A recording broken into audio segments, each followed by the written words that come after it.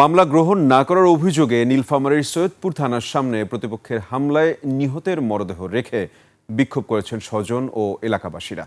সোমবার সকালে নিহত আফাস উদ্দিনের মরদেহবাহী অ্যাম্বুলেন্স নিয়ে থানার সামনে অবস্থান নেন বিক্ষোভধরা।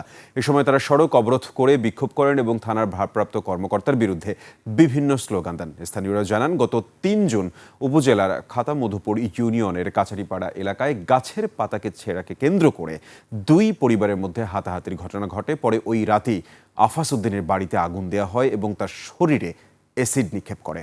গুরুতর দগ্ধ অবস্থায় প্রথমে তাকে সৈয়দপুর হাসপাতালে, পরে অবস্থার অবনতি হলে ঢাকায় নেওয়া হয়। চিকিৎসাধীন অবস্থায় গত ৬ জুন বিকেলে জাতীয় বার্ন ইনস্টিটিউটে তার মৃত্যু হয়। নিহতের পরিবারের অভিযোগ, ঘটনার পরদিন থানায় মামলা করতে গেলেও পুলিশ তা গ্রহণ করেনি। তবে অভিযোগ অস্বীকার করেছে পুলিশ।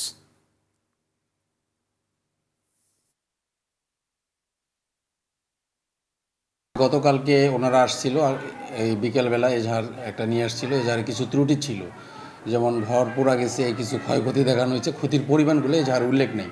এটা বলা হয়েছিল যে ক্ষতির পরিমাণ উল্লেখ নাই, কিছু ত্রুটি আছে, সংশোধন করে দেন। বলছে না, আমরা এজাহারে যা আছে আমরা উকিল দিয়ে লেখাইছি, এটাই আমরা এটা কোনো পরিবর্তন করব না। সকালবেলা আমরা আবার ওদেরকে ফোন দেওয়া হইলো সকাল 9টার দিকে, যে আপনি আসেন, আমরা মামলাটা করাই দিচ্ছি। তা ওনারা আসে নাই। তারপর এটা একসাথে ওনারা এতগুলো লোকগুলো সহ এটা আসলেই উদ্দেশ্য প্রণোদিতভাবে আসা হয়েছে। এটা কোনো বিলম্বের কোনো কিছু নাই।